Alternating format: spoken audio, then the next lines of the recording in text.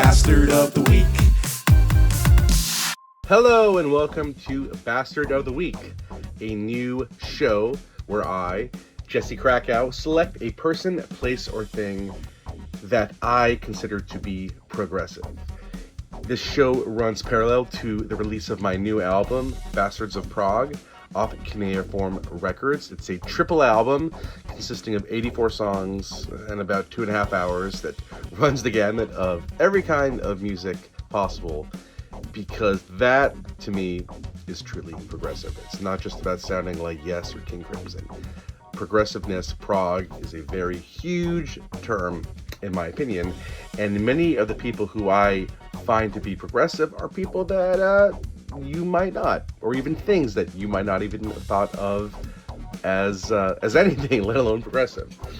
But I'd like to start this series with someone who is very influential to me, who I consider very progressive, and that person would be Joni Mitchell.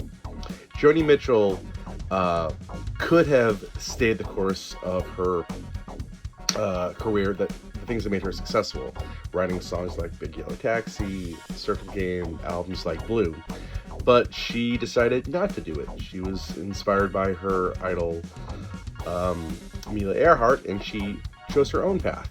And I think starting with the Gira in 1976, when she started working with Jaco Pastorius, I think her style just exploded. And I think she started doing things that were truly revolutionary. You look at a song like Refuge of the Roads, you can't really define what that song is. It's a pop song, it's progressive, it's jazzy, but it's Joni Mitchell. It's her own thing.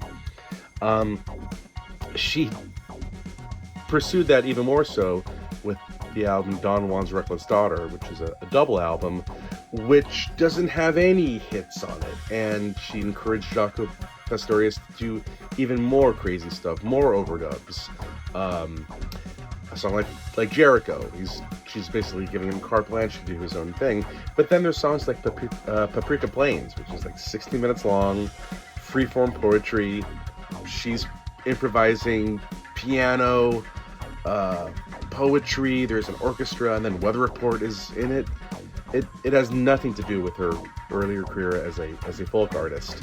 On the cover of it, she's in blackface, which is you didn't expect that. And who knows if that was a great choice or if it holds up well, but she had the balls to do it. And then she started working with Charles Mingus, who she loved. She brought Charles Mingus, his name and his music, to a whole new generation. She's probably influenced a multitude of jazz musicians who probably, learned about jazz through Shadows and Light, being turned on to Pat Metheny and Michael Brecker. Next thing you know, you're into jazz. She also pushed herself into the areas of synthesizer. On an album like Dog Eat Dog, she doesn't play any guitar at all. Which is amazing, because she's also one of the great guitar players of all time. One of the great rhythm guitar players of all time.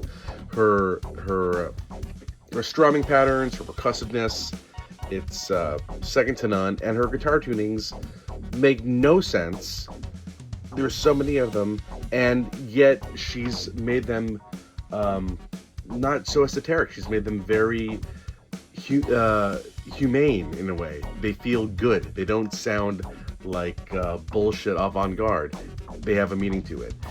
In many ways, I think she's left people like Glenn Branca and Sonic Youth in the dust, even though she preceded them.